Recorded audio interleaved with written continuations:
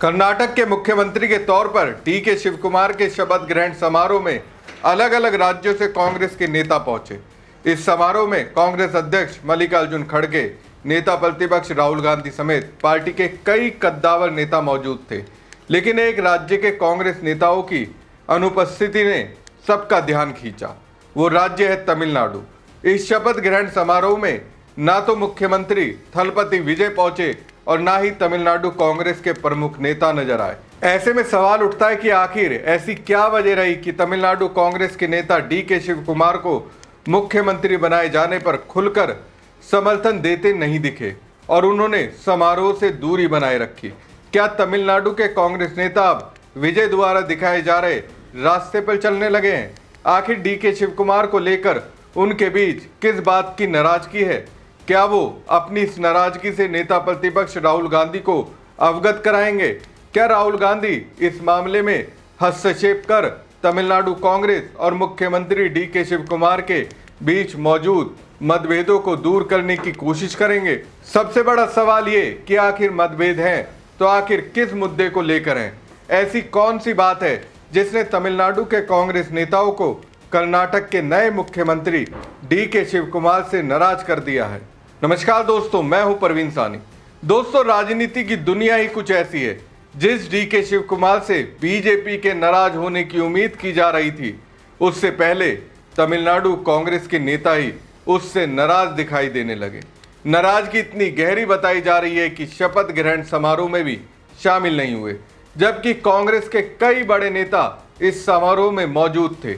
लेकिन तमिलनाडु कांग्रेस के नेताओं की गैर मौजूदगी चर्चा का विषय बन गई। आइए आपको पूरी कहानी बताते हैं और समझते हैं कि आखिर किस मुद्दे को लेकर तमिलनाडु कांग्रेस के नेता और डी.के. शिवकुमार आमने सामने दिखाई दे रहे हैं। खास बात यह है कि जिस मुद्दे को लेकर तमिलनाडु कांग्रेस के नेता नाराज बताए जा रहे हैं, उसी मुद्दे पर तमिलनाडु के मुख्यमंत्री विजय का भी रुख काफी स्पष्ट माना जाता है। यह ऐसा मामला है जिसका सीधा संबंध तमिलनाडु के हितों से जुड़ा हुआ है। तमिलनाडु कांग्रेस के नेताओं का मानना है कि राज्य के हितों की अनदेखी उन्हें स्वीकार नहीं है। दूसरी ओर इसी मुद्दे पर कर्नाटक के मुख्यमंत्री डी.के. शिवकुमार का रुख तमिलनाडु के नेताओं की सोच से अलग माना जा रहा है। यही वजह है कि दोनों पक्ष के बीच मतभेद की चर्चा तेज हो गई है। दरअसल दोस्तों, कर्नाटक के मुख्यमंत्री डी.के. शिवकुमार के मेकेदातु बांध परियोजना के समर्थन ने कांग्रेस के भीतर ही एक नए राजनीतिक खींचतान का पैदा कर दी है। तमिलनाडु कांग्रेस के वरिष्ठ नेता और सांसद मणिक्कम टैगोर ने साफ शब्दों में कहा है कि उनकी पार्टी तमिलनाडु के जल अधिकारों से किसी भी कीमत पर समझौता नहीं करेगी। उन्होंने ये भी खुलासा किया कि मेकेदातु परियोजना पर डी.के. शिवकुमार के रुख के कारण ही उन्होंने उनके शपथ ग्रहण समारोह में हिस्सा नहीं लिया था। मेकेदातु परियोजना का जिक्र करते हुए उन्होंने बताया कि इसी मुद्दे पर असहमति के चलते वो डी.के. शिवकुमार के शपथ ग्रहण समारोह से दूर रहे। मणिक्कम टैगोर की ये टिप्पणी ऐसे समय में आई है जब कर्नाटक और तमिलनाडु के बीच कावेरी नदी के जल बंटवारे को लेकर विवाद एक बार फिर राजनीतिक केंद्र में आ गया है। हाल ही में सुप्रीम कोर्ट ने मेकेदातु परियोजना से संबंधित तमिलनाडु की पूर्ण विचार याचिका खारिज कर दी थी। इसके बाद डी.के. शिवकुमार ने इस फैसले का स्वागत करते हुए इसे कर्नाटक के लिए अच्छी खबर बताया था। डी.के. शिवकुमार ने कहा था कि सुप्रीम कोर्ट की 3 न्यायाधीशों की पीठों ने तमिलनाडु की पूर्ण विचार याचिका खारिज कर दी है और कर्नाटक की जनता की ओर से वो इस निर्णय के लिए अदालत के प्रति आभार व्यक्त करते हैं। उन्होंने ये भी बताया कि राज्य सरकार परियोजनाओं के लिए संशोधित विस्तृत परियोजना रिपोर्ट तैयार कर केंद्र सरकार को सौंपने की प्रक्रिया में है। उनके अनुसार अब इस मामले में आगे का फैसला केंद्र सरकार के स्तर पर होना है। मेकेदातु परियोजना कावेरी नदी पर कर्नाटक तमिलनाडु सीमा के निकट प्रस्तावित एक संतुलनकारी जलाशय और पेयजल परियोजना है। कर्नाटक सरकार का तर्क है ये परियोजना बेंगलुरु और आसपास के क्षेत्रों की बढ़ती पेयजल जरूरतों को पूरा करने के लिए आवश्यक है। इसके साथ ही इससे जल विद्युत उत्पादन की भी संभावना है। कर्नाटक का दावा है कि यह परियोजना कावेरी जल विवाद न्यायाधिकरण के आदेशों और सुप्रीम कोर्ट के निर्देशों के दायरे में रहेगी तथा तमिलनाडु के हिस्से का पानी पर इसका कोई प्रतिकूल प्रभाव नहीं पड़ेगा। हालांकि तमिलनाडु इस दावे को स्वीकार नहीं करता। राज्य की सभी प्रमुख राजनीतिक पार्टियां, किसान संगठन और विभिन्न सरकारें लगातार इस परियोजना का विरोध करती रही हैं। उनका कहना है कि मेघदातु बांध बनने से कावेरी के निचले हिस्सों में जल प्रवाह प्रभावित हो सकता है, जिससे डेल्टा क्षेत्र की कृषि और लाखों किसानों की आजीविका पर प्रतिकूल असर पड़ेगा। पिछले कुछ सप्ताह में तमिलनाडु में इस मुद्दे पर विरोध और तेज हो गया है। नागपट्टिनम में हाल ही में सैकड़ों किसानों ने रैली निकालकर केंद्र और राज्य सरकार से परियोजना को रोकने की मांग की।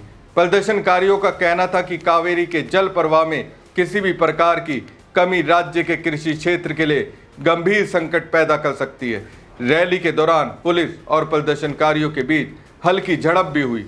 ऐसे में डीके शिव कुमार के बयान और मणिक्कम टैगोर की सार्वजनिक आपत्ति ये संकेत देती है कि मेघदातु परियोजना केवल एक अंतरराज्य जल विवाद नहीं रह गई, बल्कि कांग्रेस के भीतर भी राजनीतिक असहजता का कारण बनती जा रही है। आने वाले दिनों में केंद्र सरकार की भूमिका और परियोजना को मिलने वाली मंजूरियां इस विवाद की दिशा तय करेगी। यही वजह है कि इस मुद्दे पर अब केवल कर्नाटक और तमिलनाडु ही नहीं, बल्कि कांग्रेस की आंतरिक राजनीति पर भी नजरें टिकी हुई हैं। तो देखा जाए दोस्तों, तमिलनाडु के मुख्यमंत्री विजय को पहले से ही अंदेशा था कि यह परियोजना भविष्य में दो राज्यों के बीच विवाद का विषय बन सकती है। यही वजह थी कि मुख्यमंत्री बनने के बाद जब वो पहली बार दिल्ली दौरे पर आए और प्रधानमंत्री नरेंद्र मोदी से मुलाकात की, तो उन्होंने मेघदातु परियोजना का मुद्दा भी उठाया और इसका समाधान निकालने का आग्रह किया। लेकिन ऐसा लगता है कि केंद्र सरकार इस विवाद को खत्म करने के लिए उतनी सक्रिय नहीं है जितनी होनी चाहिए। मेरा मानना है कि इसकी एक बड़ी वजह राजनीतिक भी हो सकती है। कर्नाटक में कांग्रेस की सरकार है और तमिलनाडु में विजय की पार्टी तथा कांग्रेस के बीच राजनीतिक सहयोग है। ऐसे में दोनों राज्यों में बीजेपी सत्ता में नहीं है। यही कारण है कि कई राजनीतिक विश्लेषकों का मानना है कि बीजेपी इस मुद्दे से किसी न किसी रूप में राजनीतिक लाभ लेना चाहती है। दूसरी ओर यह भी सवाल उठता है कि क्या केंद्र की मोदी सरकार इस मसले को सुलझाने के लिए उतनी गंभीर दिखती है जितनी होनी चाहिए। अब ऐसी स्थिति में एक ही रास्ता नजर आता है कि कांग्रेस नेता राहुल गांधी इस मामले में हस्तक्षेप करें और दोनों राज्यों के मुख्यमंत्रियों को एक साथ बैठाकर बातचीत का रास्ता निकालें। यदि संवाद के जरिए समाधान खोजा जाए तो ये मुद्दा राजनीतिक टकराव का रूप लेने से बच सकता है, क्योंकि अगर ये विवाद लगातार बना रहता है तो इसे एक राजनीतिक हथियार के तौर पर भी इस्तेमाल करने की कोशिशें भी तेज हो सकती है।